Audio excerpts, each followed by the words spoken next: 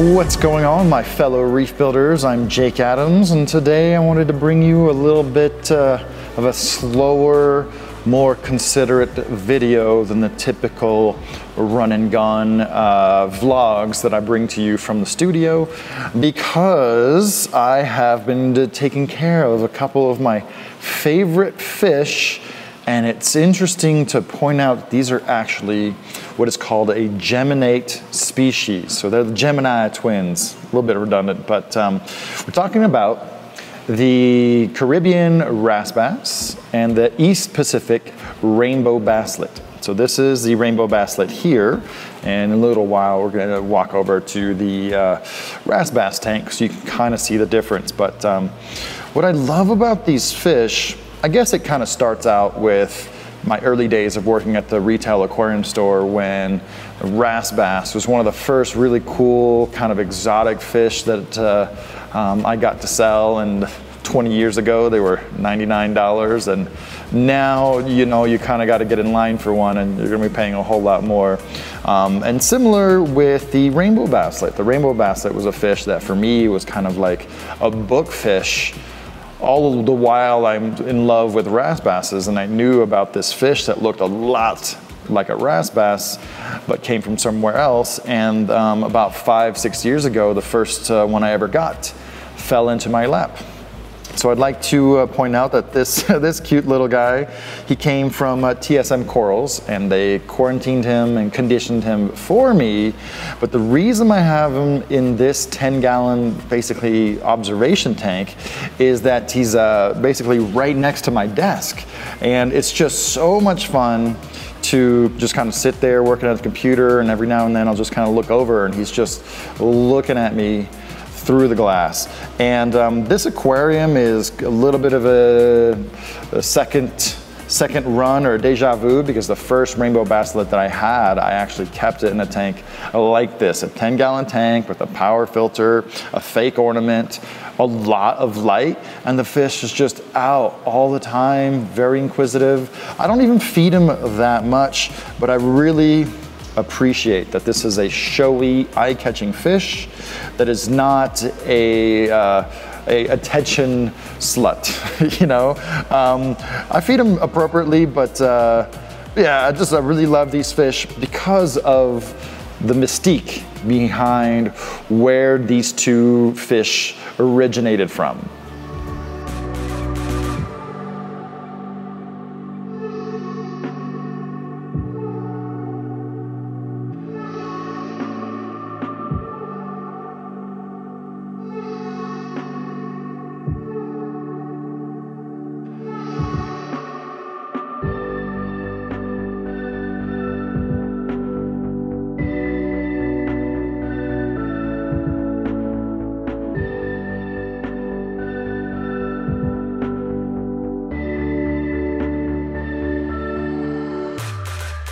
Okay, so this is the point where I need to describe where these two fish come from geographically and both in time, because the reason that they look so similar is, like I mentioned, they are a geminate species. So they have a close common ancestor not too far in the past. And I think it was about 3 million years ago, the Isthmus of Panama closed up the access from the Pacific Ocean to the Caribbean Sea. And so once the Central America essentially formed, these two fish were essentially isolated, with one on the east side and the other on the west side. So this is the west side guy, Leopropoma fasciatum, the rainbow basslet from East Pacific. And the other one, the wrasse bass, is Leopropoma eucrines from the Caribbean. Now, like all basslets, these fish occur in deeper water, and they're usually a little bit cryptic. They're smart, and they just kind of look out their holes, their rock holes, and so it's challenging for divers to get them both with as deep as they need to go, and they have to be clever to actually capture and collect these fish while they're at deep water. So these fish are hard to get to, they are hard to collect, and they also have challenges with decompression when they're brought up from the depths, because the entire genus is, you know, adapted to living in deep water. So if they're not decompressed properly, they can have some issues. But other than that, once you get a good one of basically any species, they are an excellent, excellent aquarium fish.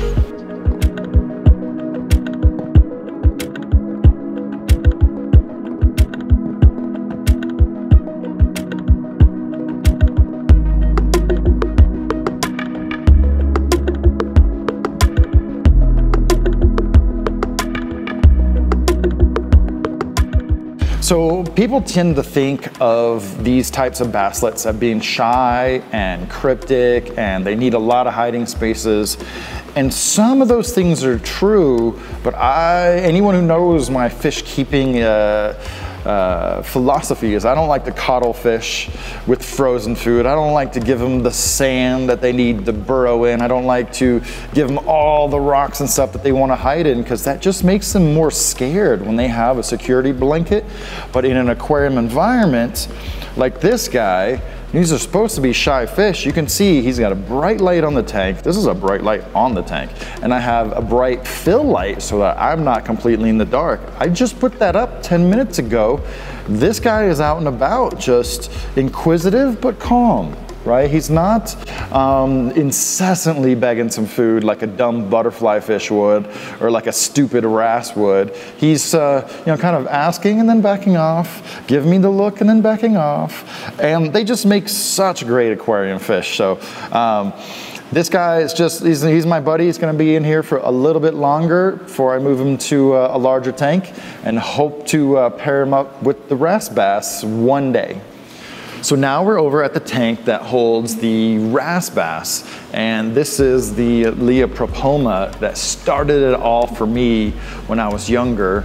I got this one at Macna from Dynasty Marine, and I put him in a 10-gallon tank where he was quarantined and kind of conditioned, and he was behaving just like the rainbow basslet is over there. And it probably waited a little bit too long, because it was about like another month before I added the rainbow basslet from TSM Corals. And I was actually kind of surprised at the mild reaction from the wrasse bass, because there was that kind of, you know, he recognized this fish, it was familiar, but it wasn't exactly right, because most Leopropoma basslets have a tendency to pair up if you put any two together, because they are simultaneous hermaphrodites. And but this truce didn't last very long. For day one, the wrasse bass was kind of like chasing off the rainbow basslet, but not like super aggressively, not destructively, right? And just kind of had him cornered, or, you know, outside all the hidey holes. But it took one day for the rainbow basslet to decide, you know, this will not stand, and he basically flipped it on its head and had the wrasse bass basically kind of hiding. So that's when I decided to separate them, and the only reason I stuck with the rainbow basslet over there is just to recreate that tank that I was telling you about. So again, these fish look very, very similar. They're kind of arrow-shaped, I guess you could say that. They have really prominent fins that kind of stand out like the flights of an arrow. And these two species both kind of have a prominent stripe from the tip of the nose down to the tail. The wrasse bass is arguably the most kind of more basic design. So the stripe is a little bit thicker, and then the dorsal section is pretty much, you know, devoid of, I guess, markings or coloration compared to the rainbow basslet. Now the rainbow basslet has a stripe that is actually a little bit thinner, and it has an additional stripe on the dorsal surface that is additionally edged in yellow. So it's got a little bit more scribbling on the face and a little bit more on the top. So if you look at them carefully, you can see the difference between the two. But arguably, the rainbow basslet just has a little bit more going on. They both actually, if you look very closely, kind of have like a lavender looking face and almost like lilac colored eyes, and scribbles on the face, yellow scribbles on the cheek and top of the head that are kind of hard to see at a distance. And this is something you see and you find out with other Leopropoma basslets, is as they get older, they actually develop a lot more coloration with maturity and with size. Just making sure that he's still like kind of hanging out, because it'd be silly to do this video next to his tank if he's not hanging out. I think I see him right up in there. So yeah, but besides the awesome way that they look, their amazing personality, these are actually really hardy fish. Barring any kind of decompression issues that I discussed earlier, these fish will eat anything, they'll hold their own, and you know, they do have a big mouth, so they will chomp on tiny fish and tiny crustaceans. That is what they're made for. But other than that, they are just amazing pet fish. I'm really hoping to try again pairing these two basslets together in the 128-gallon Pro Clear rimless fish tank that is on the docket, because that 6 feet of space is going to give them extra room, and there's going to be a lot more hidey spaces than just a small little 10-gallon. And so yeah, stay tuned for that. If you're interested in maybe dabbling with the Leopropoma group, some of the more common species that you might run into would be the Caribbean Swissguard basslet and the Pacific Swalesi basslets. Both of those will have somewhat of a muted coloration at the fish store, but if you take care of them right, man, in time they can really, really turn it into an awesome fish with great color, and like I said, awesome, awesome personality. I really love these fish, and Leopropoma is a group that I expect to invest in heavily here at the studio.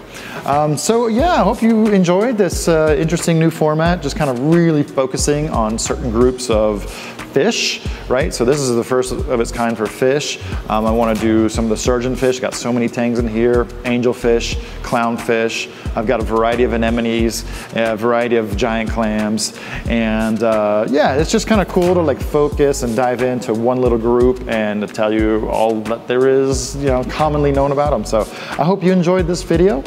If you have any questions about this fish in particular, or this group of fish, go ahead and put them down in the comments. Make sure to subscribe and hit that notification bell. And thanks for tuning in. We'll catch you on a future episode. Later, guys.